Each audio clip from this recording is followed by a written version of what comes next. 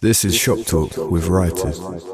I often say to people, an alien perhaps coming from outer space, coming to a British wedding ceremony, might say, why is that woman being led down the aisle like a cow to market? But most of us will go to a wedding and not really think much of that, or about that, or whether it means anything, because it's just what weddings are where we live in our part of the world. It doesn't tell us particularly that that father is very controlling or that that woman is very submissive. It's just two people conforming to social norms. And so when you don't know those backgrounds, when you can't be certain, that means that you have to have a degree of humility and openness and a readiness to suspend judgment, at least for some time, I think.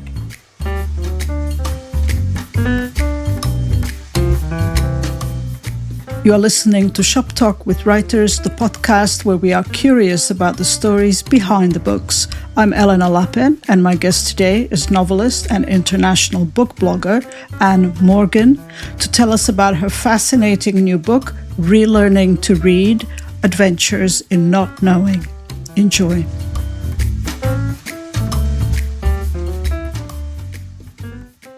Anne Morgan, welcome to Shop Talk with Writers. This is a very interesting situation because you have written a book, but you've written a book about reading. So we will be speaking about both writing and reading.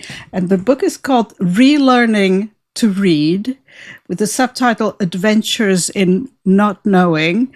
And we will dive into all of that. So welcome, and really lovely to have you on the podcast.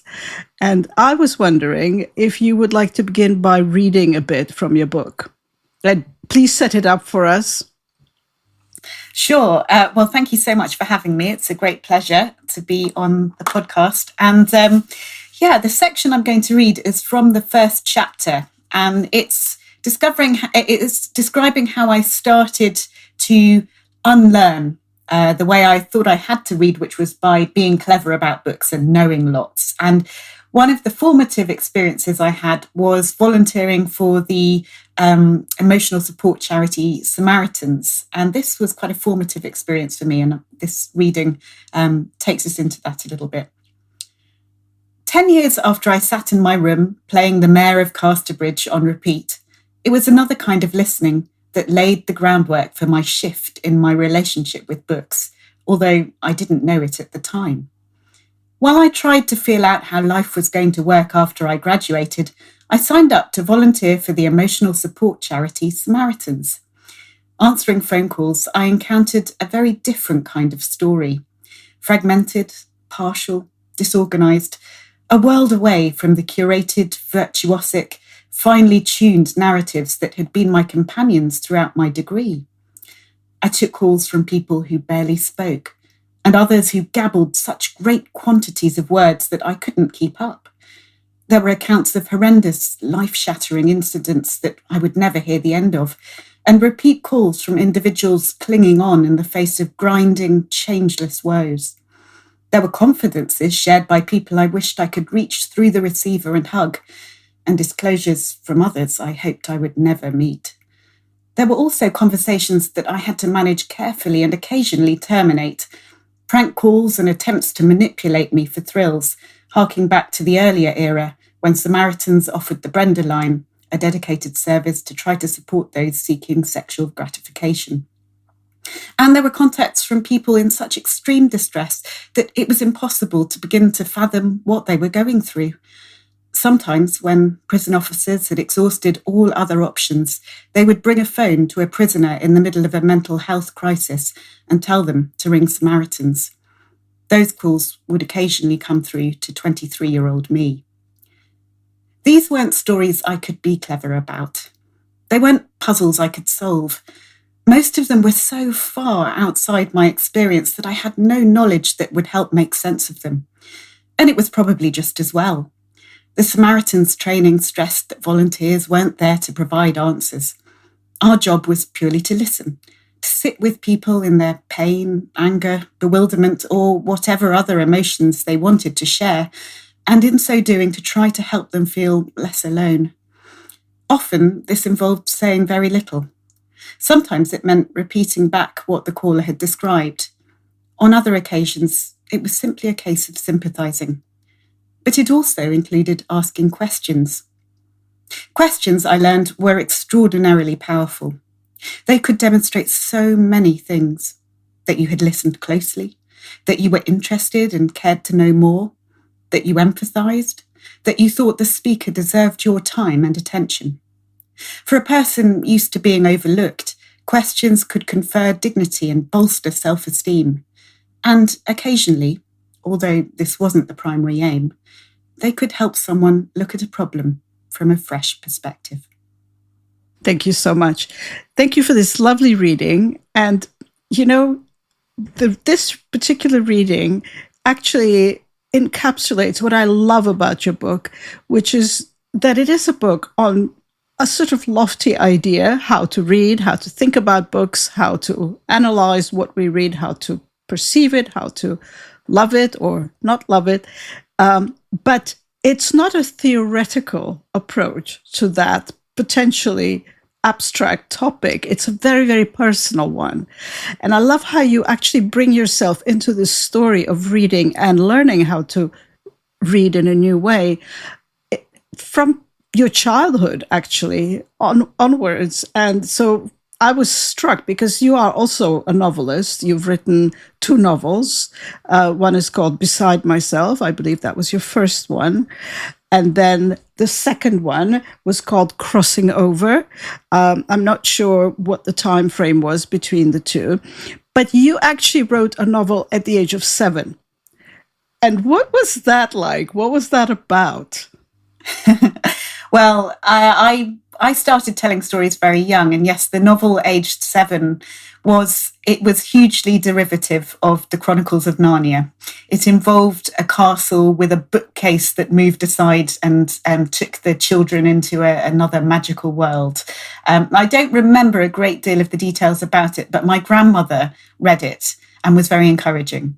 And she was being very kind, of course. But I remember the feeling of telling that story and feeling that I was writing for a reader, and the joy of that, and how important it was. And I think this is so important for children when they are starting to write and tell stories, to feel that their work is valued, to feel that someone is taking it seriously or interested. So that makes such a difference. And your reader was only your grandmother, no one else? I don't think anyone else read that, no. I don't know where it is now. I'm not sure what's happened to it, but yes, it was a long time ago now. You have children yourself now. How old are they? I have an 8-year-old and a 2.5-year-old. So is there reading going on? Clearly there is. And what is that like for you, knowing what you know about reading and kind of reliving that first reading experience with your daughters or sons, daughters? Yes, two daughters. So it's interesting. They both enjoy books. The older one, she is rather different to me in some ways, in that she loves stories, but she's pulled towards some stories that I perhaps don't enjoy as much or didn't remember enjoying as much. And she really likes graphic novels, whereas I'm not a very visual person. So she joyfully reads those and will tell me about the stories in those. Whereas I've had the experience on occasion of reading some things to her that I really enjoyed and her not being so interested, which is a strange experience. I actually interviewed a few years ago a writer called Alison Waller, who wrote a book about revisiting childhood books and the experience of that as an adult, and how sometimes those things don't quite stand up in the way that we might remember. And that can be challenging or illuminating in different ways. So that I found interesting with her. But we have enjoyed discovering some new things together. So because so much of my work is to do with international literature, I've made a point of seeking out interesting childhood books in translation, and we have really enjoyed a few particular ones. I mean, Oscar and the Things, which is a Norwegian novel about a boy who goes on summer holiday to his grandmother's house, and the objects start talking to him, and that's really fun. And there's a lovely German book called When Dad's Hair Took Off, which is really surreal and beautifully illustrated, and we both found that really enjoyable. And and in fact, a graphic novel from Côte d'Ivoire about Akisi, who's a very naughty little girl who lives in a village in Côte d'Ivoire, and she loves that. My younger daughter is in some ways more similar to me in terms of her reading habits, in that already she's very young, but she loves books and will sit cheerfully for 20 minutes already, turning the pages and telling herself the story. She can't read yet, but she's already remembering the story and telling herself the story as she turns the pages. And she has a level of focus that is really interesting to see. So I'm excited to see what stories she's drawn to as she gets older. And do you find that the way children read, the way they simply accept and dive into any crazy, surreal situation, both in terms of language and visuals and storytelling, and absolutely anything goes, and they just instantly are inside of that? Do you think that kind of has parallel with the concept that you're discussing in your book, which is relearning to read with that kind of freedom? Yes, absolutely. I think that childish wonder and that lack of judgment is definitely an aspect of what I'm interested in. I think it also brings some challenges with it, and it's something I write a little bit about in the book, is the idea of the novelty trap, as I call it, where I'll see my daughter get really excited about something that she's encountering for the first time, and it might actually be something that I know has been done better elsewhere or by other writers, or an adaptation of a fairy story, for example, which might be perfectly good, but I might think, I don't think it's as rich, or perhaps it's not as brilliant as she thinks, because I know it's derivative. But then that's not to take away from the wonder of the experience itself. And I think maybe sometimes we can be a little cynical or a little world weary in the way that we approach things, and having that freshness of perspective is very valuable. There is a story in your book, as you tell it, of growing up, of learning to read the way you were expected to read. And I'm particularly curious about Mrs. Price. Can you tell me about Mrs. Price, and what did she want you to do? What were you supposed to learn from her? Yes, so I went to a lovely state primary school, which was a mixed ability school. There were some children there who didn't speak English. There were some children there with all kinds of challenges, and a real range of children. And we had some brilliant teachers, but there was the 11 plus exams for selective schools in my area, both selective state schools and independent schools, that we were, some of us were going to sit. And for those of us who were going to sit those exams, the material that was going to be on the exam simply wasn't taught in our school. So if you were going to sit these exams, really the only option was to get tutoring, which my parents organised for me. And the tutor was a woman called Mrs. Price. And I went to her house. It felt like a very smart, very formal house. We sat in her dining room. She had this big polished wooden dining table that I remember. And she seemed very smart. She was very beautifully dressed and slightly intimidating, I think. She was a very good tutor, but I remember feeling that she was really quite a stern person. But one of the things that she was preparing me to do was to do these comprehension exercises, which were a feature of these exams, and also a feature of a lot of teaching in English literature in early secondary school, I think. And really there, what you have to do is you're given an extract of text, and you have to answer questions about it. What does this word mean? Rewrite this sentence in other words, explain what's going on here. And it demonstrates your grasp of what you've read, how well you've understood it, and obviously shows lots of useful skills. But there was an uncomfortable implication behind these exercises, which it took me some years to understand, and that was that there was one right way of reading, and that if you couldn't explain everything in a text you were reading, you were failing. And for me, this was an incredibly formative experience, something that took me a long time to grapple with, because I became very fixated on this idea of needing to be right, needing to understand everything, needing to be clever and have all the answers about what I read. And I prided myself on that. I was good at English. I wasn't particularly good at maths. I got lots of things wrong with maths, and I managed to scrape through just about with it. But English I was good at, and I prided myself on getting top marks. So I wanted to understand everything. And that served me well when it came to academia to a certain extent, but it actually laid the groundwork for some pretty troubling reading experiences, or certainly feeling quite intimidated by the idea of reading books that worked on very different terms to the sort of things that I had studied later in life. You use this expression later on in this chapter, or perhaps a little bit later, where you're at Cambridge and you make a conscious decision, which you define as, you said, I decided to revise like a man.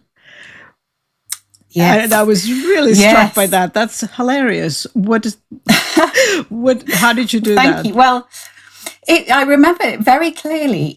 So back when I was at school, and I think it's still the case, although I'm not on top of the exam results, but girls slightly outperformed boys at secondary school at A-level. So it was broadly similar, but girls were slightly ahead with the number of top marks that they got at A-level. But I noticed something striking when I got to university, which was that flipped round quite dramatically. So most of the people who were getting first-class degrees were men. And that was striking, particularly as most of the people studying English literature were women. So it seemed a strange imbalance to me, and I wondered why that was. And I came to the conclusion that it was about a difference in approach to study and to learning, and this is a massive generalization. Of course, there will be plenty of boys who don't conform to this and plenty of girls who don't conform to this. But broadly speaking, in my experience, what I observed was that girls tended to be very conscientious, very diligent. They would try to cover everything that was taught. And that served very well at A-level, where there was a relatively finite amount of information you had to learn. But when it came to the university exams, it wasn't about how much you could learn. It was about the way you thought. And it was about marshalling a small amount of information to build arguments and being relatively daring, taking risks. And so there was a difference. A lot of the women I knew were trying to cover a lot of bases, trying to make sure they had enough information to answer lots of different questions. Whereas the men tended to be more selective. And they would say, right, I will revise. I know I need to answer 3 essay questions for this paper. So I will revise 5 topics, and I will take the risk that 3 don't come up that I can answer. And I will have to, deal with that. But I will know those 5 really well, and be able to kind of pull on lots of interesting things to refer to in my arguments. And there was a degree of daring and swagger that was required. You had to be, it was about showing kind of rhetorical fireworks, I suppose, and a degree of flamboyance in the way that you presented your argument. So I decided to do this, and actually to sort of dare myself into this, I set myself some challenges of ridiculous things I needed to try and get into the essays to feel that I was swaggering.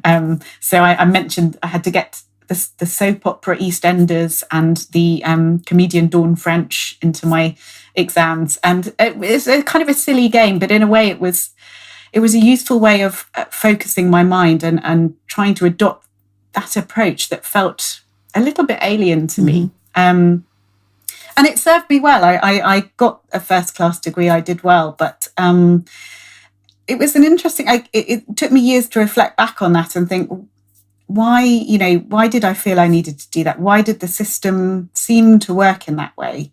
And this is nothing against any of the people who taught me at university. I had a wonderful experience, but the system of the exams was its own beast. And that assessment, looking at it and noticing that it seemed to serve the genders differently, and wondering why was interesting. Can you diagnose something that I've done and tell me if that was acting like a man in terms of reading and responding to reading or not reading or not?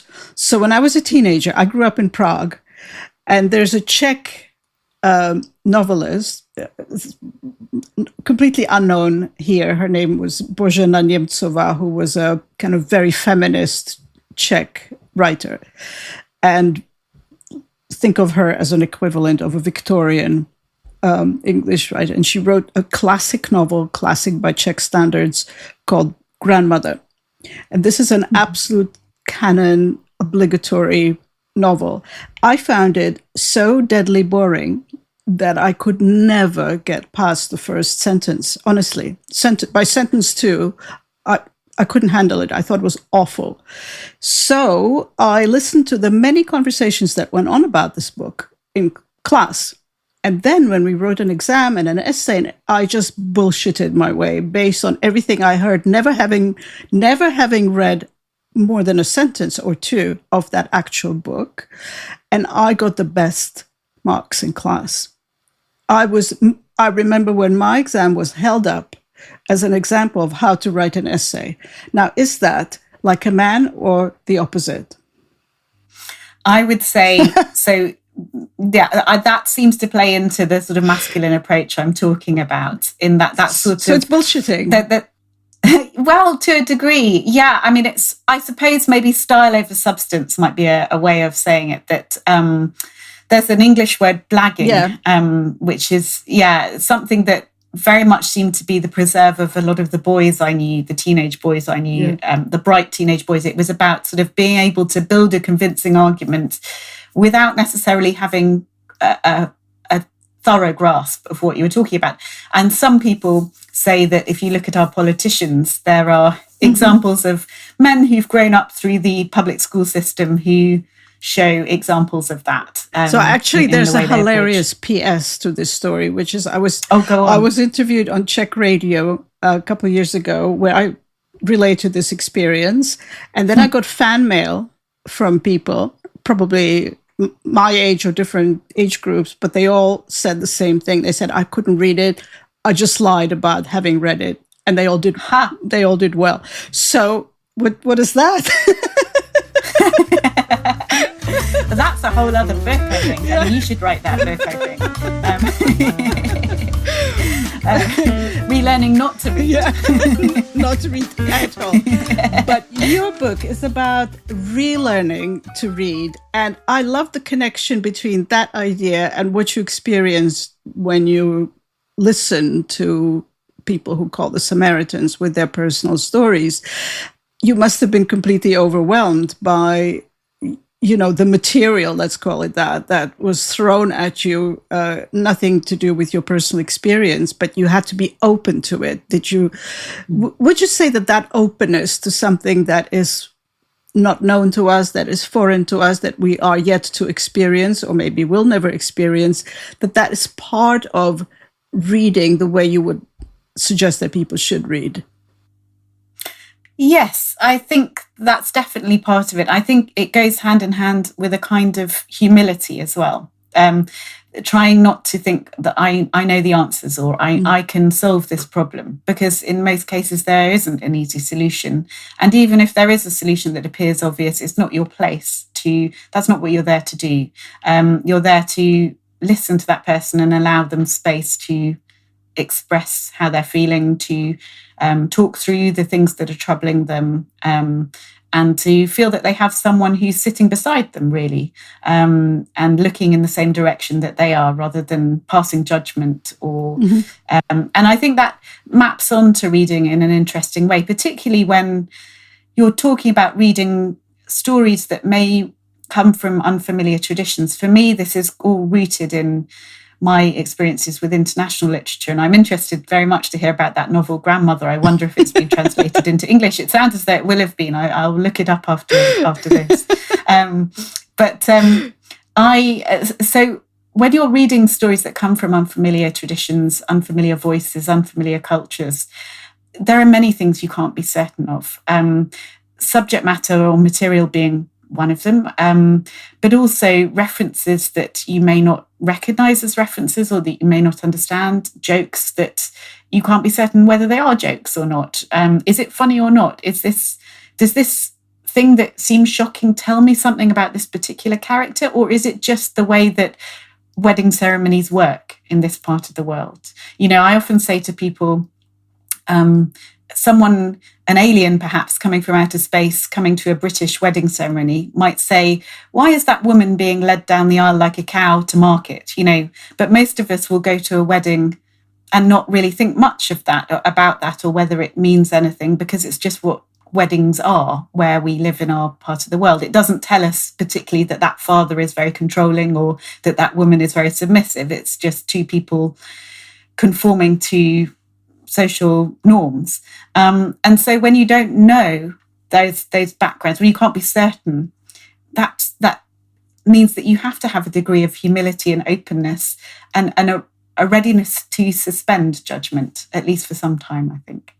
And also to really open your mind to how very, very different certain dimensions are. So, for example, I knew this Iraqi poet, Fazl Karim, and we were having a conversation about what was going on at the time. And I think I might have asked him, are you optimistic about the political situation? This was just prior to the invasion of Iraq. So he was very keen for that to happen and for Saddam Hussein to fall. He had suffered from that regime. And but he didn't expect a quick solution to any of this. What he said has always stayed with me. He said, I'm an Iraqi. My time is endless. In other words, I don't measure time in hours, days, or even years. It could be centuries. And this is also reflected in his writing, in his poetry. He's a poet, in the way he sees the world. And, this is also reflected in music, where our music can be quite sort of fast and has a clear beginning and end. Music from other cultures kind of goes on and on and on and doesn't quite end where we expect it to or when we expect it to.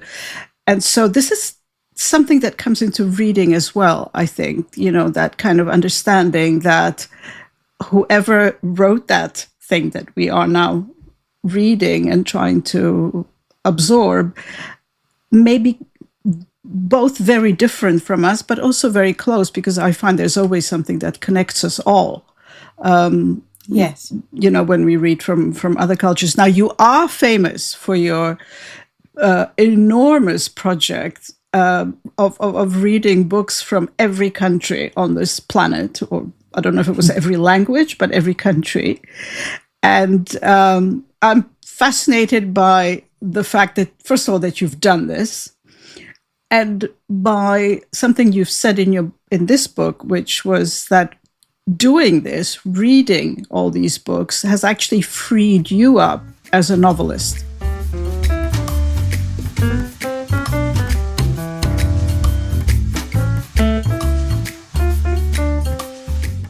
Yes. I'd love to hear about that.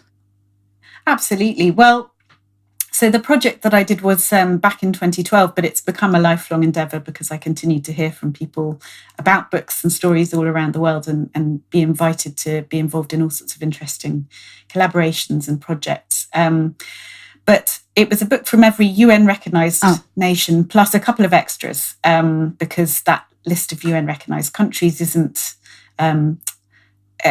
include everyone. And so to reflect that, I included a couple of extra territories, one of which was chosen for me by people who followed the project.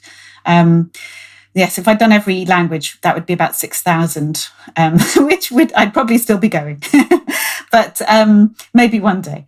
But reading so many stories that worked in very different ways, much as you were describing in terms of that approach to temporality or time or structure, what we expect, how we expect things to end, or how much time we expect to be fitted into a story, being one aspect, but how different expectations of what happiness is, or what aspirations are for a good life, or what justice is, or what is realistic, what is possible, that shapes stories in so many different ways. And reading those many different kinds of stories, and stories that featured extraordinary characters that we don't really know in the English-speaking world, and uses of metaphor, uses of language that were really quite different to what I was used to, opened my mind up to what was possible. Now, we have lots of fabulous writing in the English language. There are lots of brilliant English language writers, and I love English literature in the broadest sense. But I realised doing that project what a relatively narrow niche it is. If you live inside only one language, and you, Elena, will be different because you speak several languages. So you know what it is to move between different language worlds and how the world can look somewhat different through different language prisms, that it changes the texture of the world a little bit, or that certain ideas are prioritized by the way certain languages are structured. But if you're someone like me who grew up speaking only one language, in a world where you were only required to speak one language, those things that are actually partial or particular to your language can seem like they're universal. And it's only when you travel beyond that you start to see a different way. And so for me as a writer, I discovered that I could be a lot bolder in my writing, that I didn't need to be constrained by some of the expectations or structures that I regarded as the holy grail of what good writing was, because actually there was all kinds of good writing that didn't conform to those things. And in some ways that causes me a challenge as a writer, because our industry is quite in love with genre and with classification and with having writers write within clearly defined boundaries of, oh, you fit in this section of the bookcase and you go over there. So sometimes that can cause me problems, because I struggle sometimes to define the sort of work I do. But it's made me a lot more playful and anarchic and experimental, I think, in my work. And you write in this book really interestingly about the relationship between what a writer expects or builds into his writing as an expectation from the reader, how there's a collaboration basically between the writer and the reader. And of course, this is not a completely original idea. It's been mentioned before, it's been discussed before. But I was wondering, you said at some point that the reader completes what the writer has imagined and written. So that's the collaboration.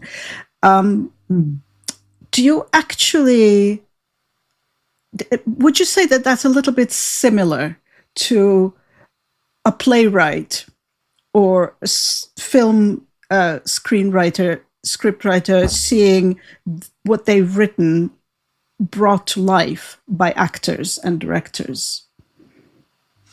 To a certain extent, yes. I mean, I think reading, like acting in a play or like staging a play, reading is a creative process. That's one of the reasons why it's so satisfying. It's not like passively consuming a story.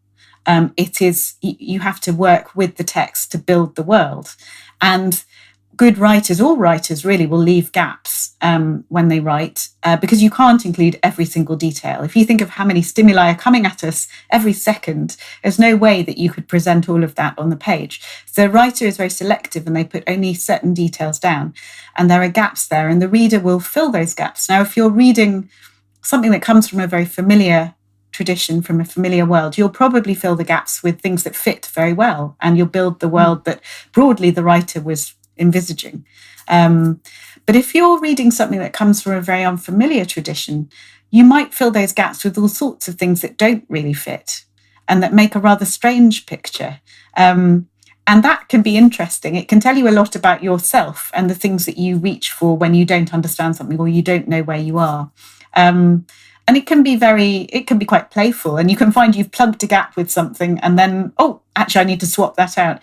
I did an incomprehension workshop a few days ago. The incomprehension workshops, I should explain, are one of the things that gave rise to this book, Relearning to Read. And they turned that exercise that I was talking about, the comprehension exercise, upside down by giving readers extracts of texts that are likely to be outside their comfort zone and getting them to ask questions about these texts rather than answering questions.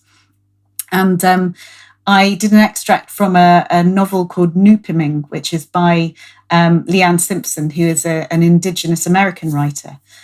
And in this extract, it's not clear until the final sentence or so that the character who we're reading about is not human.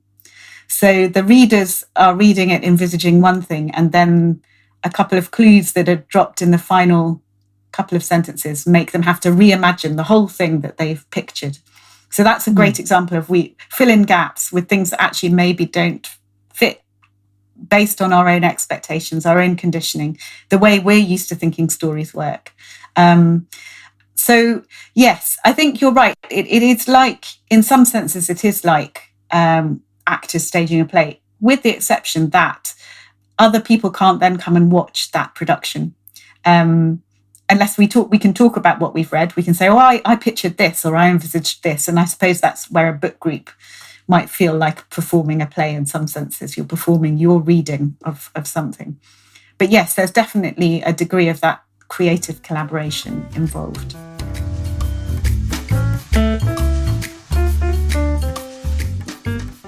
We always think of being a reader as something very solitary. It's something we do on our own, as is being a writer, of course.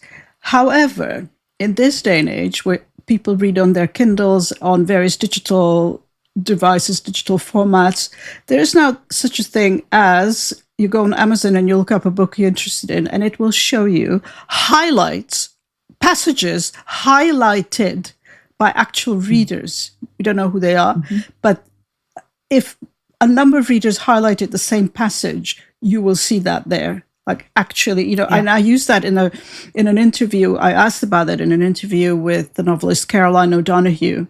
We talked about her book, and we talked about those highlights, and she was fascinated by what readers found particularly interesting in her novel. And it wasn't necessarily what she had expected to be of kind of more general interest. So, I think, isn't that a very interesting example of how we can actually see that collaboration in action?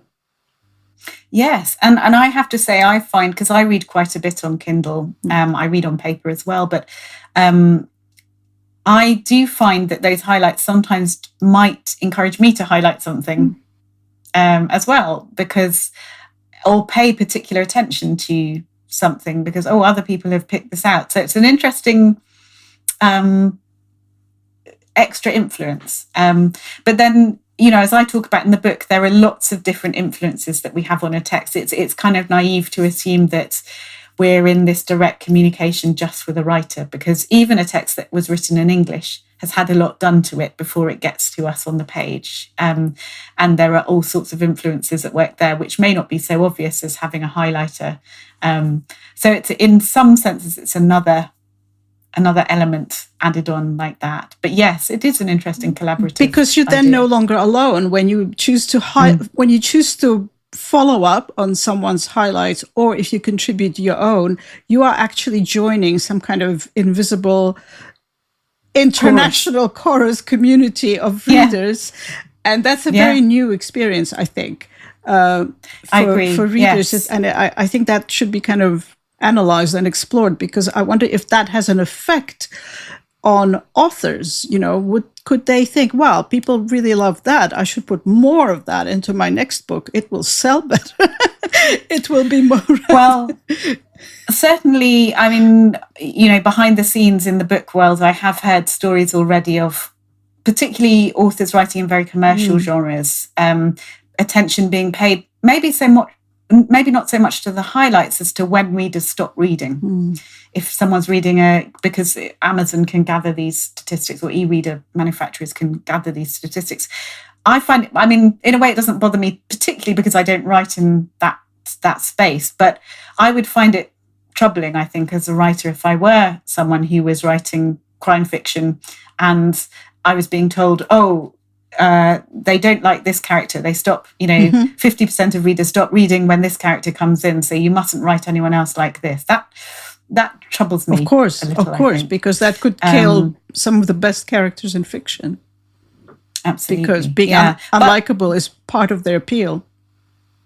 Absolutely. But I think there have been some quite interesting books written about marginalia on print books, the annotations, the effect that annotations Well, you have a chapter on that. So I do talk a bit about that in the book.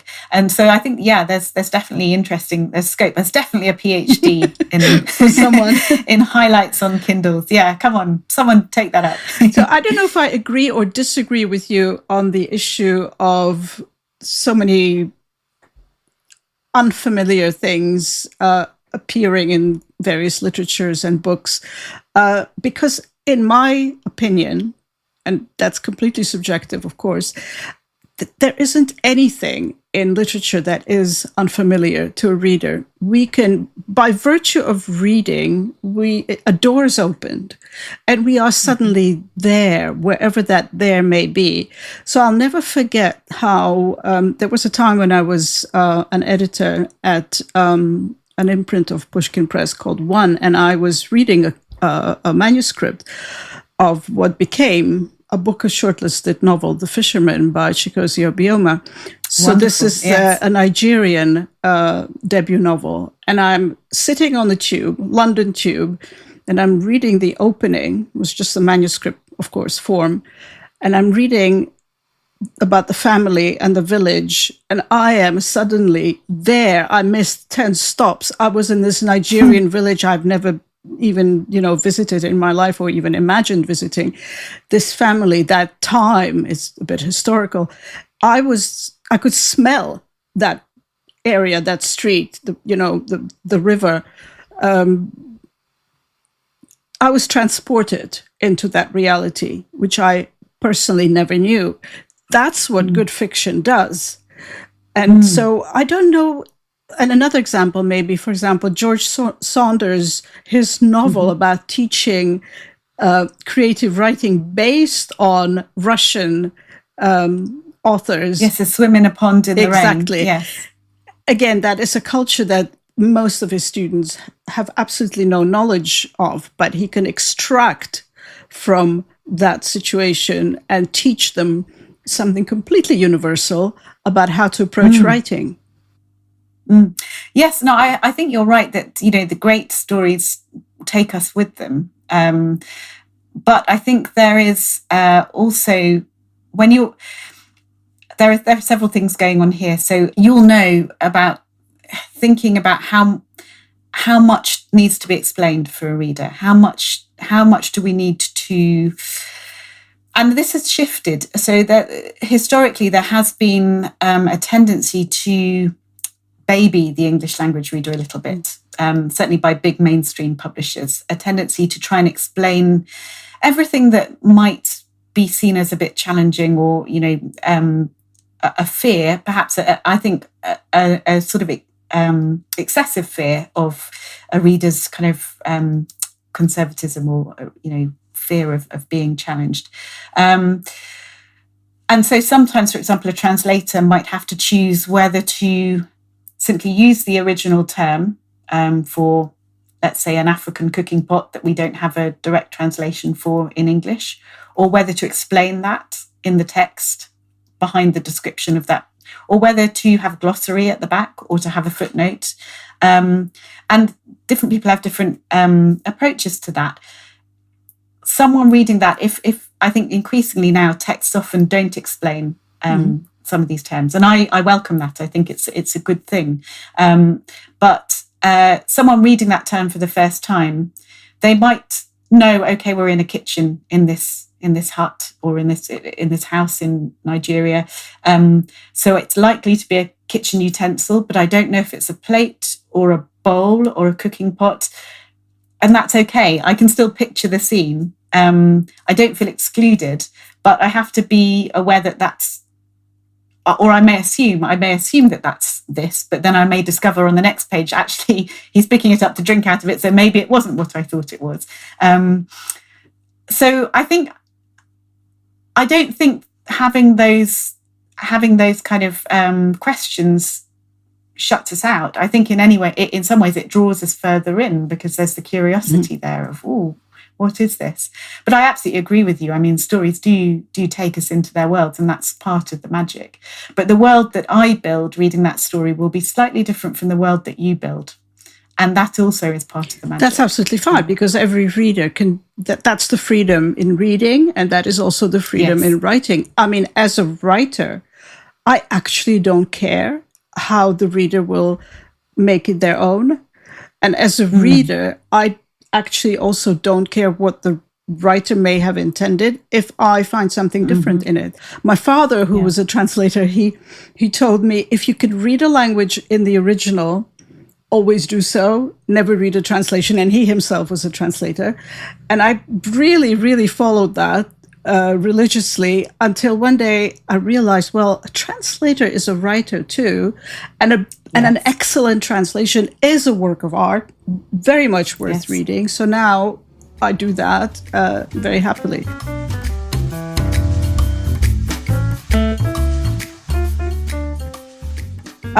In your book, you mention several amazing characters you became close to and befriended and learned a lot from, and they learned from you. So one of them is the Afghani young boy who fell in love with Dostoevsky and who you managed to send books to and who you talked to about books. And the other one is Pomassi. Tete Michel Pomassi. And he is a writer, but you originally kind of fell in love with his life story before you read his book? So could you tell us about both? Sure. So when I was doing my project to read a book from every country, I was obviously having to find books quite quickly. And in some cases, I would research the country, research lists of writers. And one of the places that I was looking for suggestions from was Togo. And I was Googling Togo and writers from Togo and seeing what came up. And I came across the most extraordinary Wikipedia entry I've ever encountered, which was the story of Tete Michel Pomassi, who, as a teenager, encountered a python while he was collecting coconuts in the forest near where he lived. And this python popped out and he fell a long distance to the ground, had a fit, and was taken to be cured to the python cult in the jungle because the python was sacred in his community.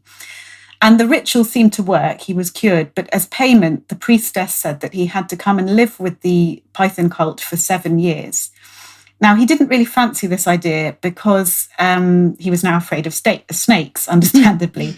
And so back in his village, preparing for this ordeal, he happened to find in his local evangelical bookshop a book about Greenland. Now, he'd been to school for 5 years, so he just had enough French to read it. And he said not only did this incredible country have no snakes, it had no trees in which they might hide. And so he ran away from home to go and live with the Inuit. And it took him around 10 years to get there.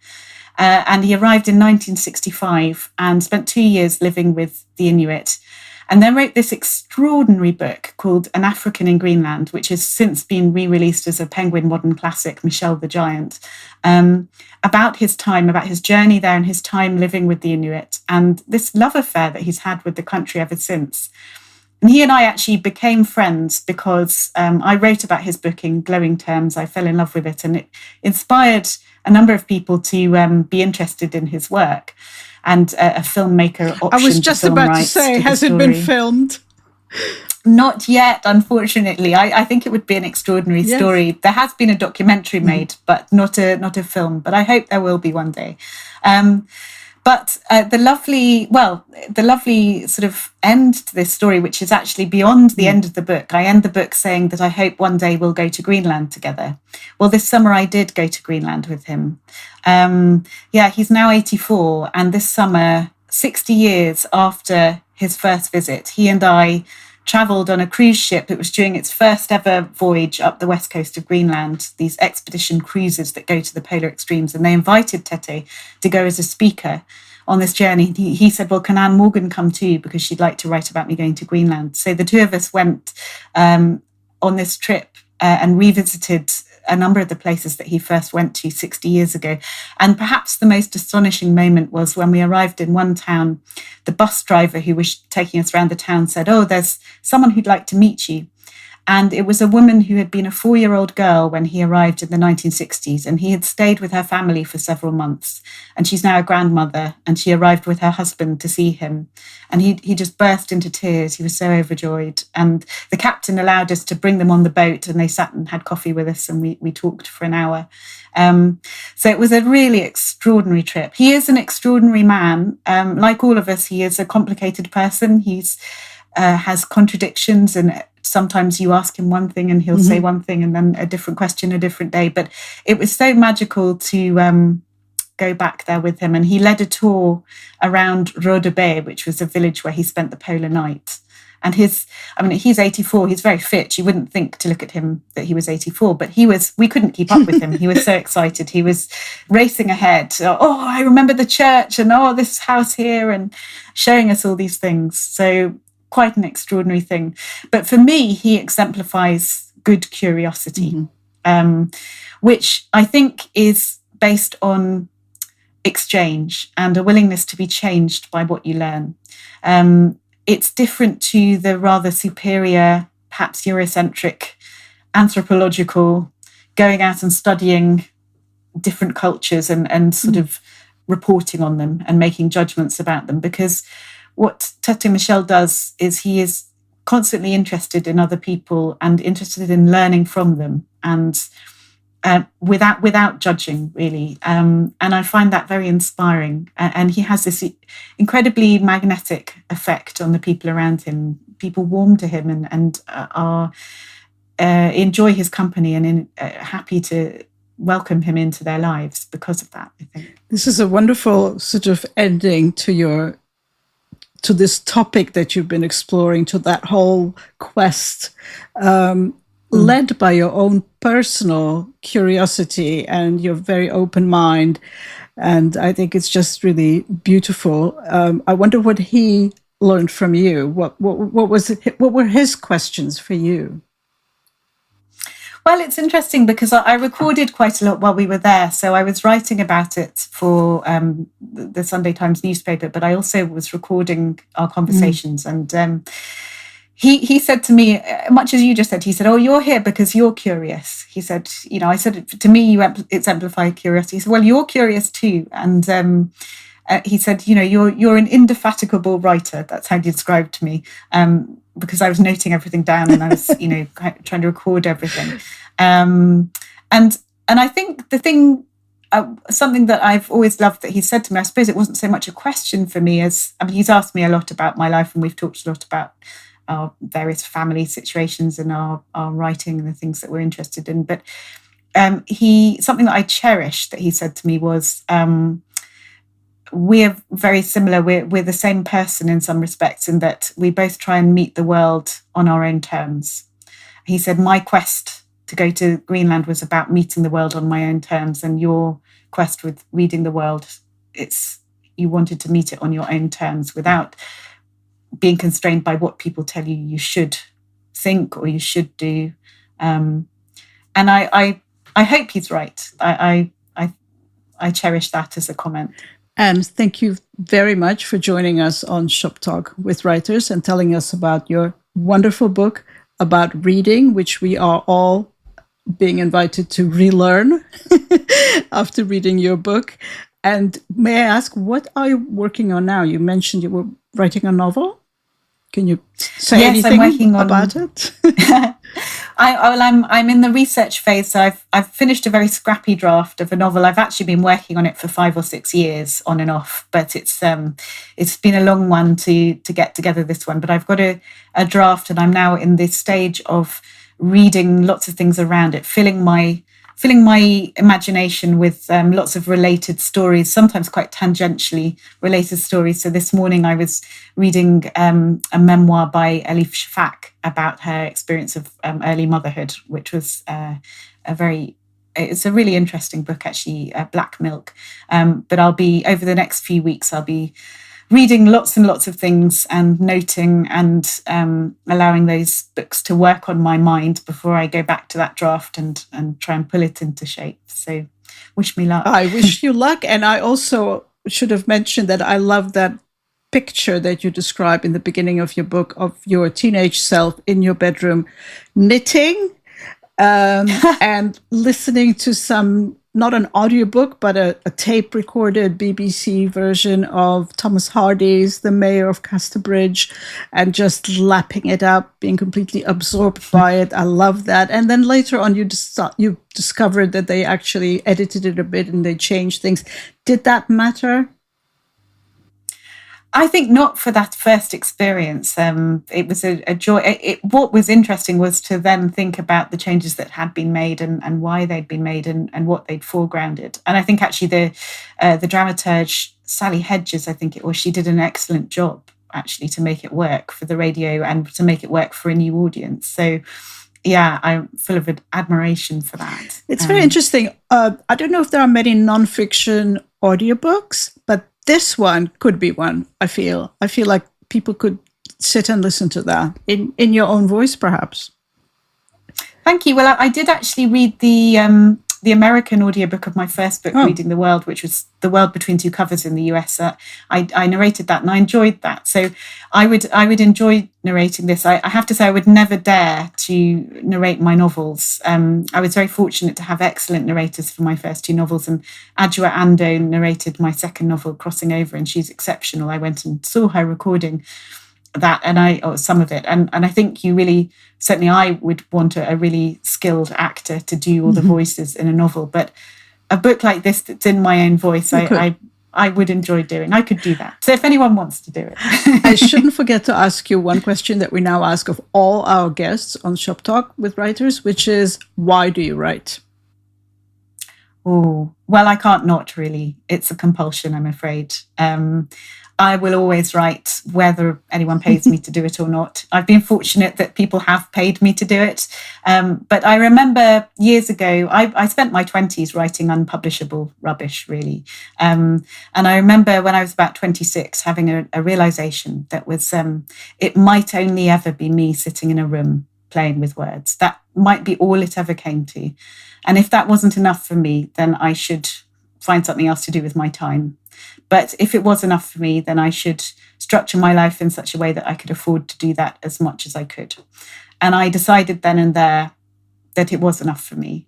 And I've had to remind myself of that at various points. As you will know, Elena, the writing journey is not a straightforward one. And there are highs and lows and knockbacks and frustrations along the way. And there have been times when I've had to remind myself, no, you said this was enough.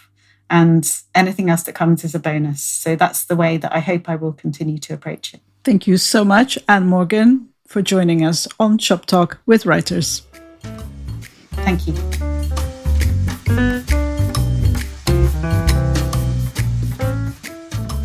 Thank you for listening to Shop Talk with Writers. We've been speaking to novelist, book blogger, and essayist Anne Morgan.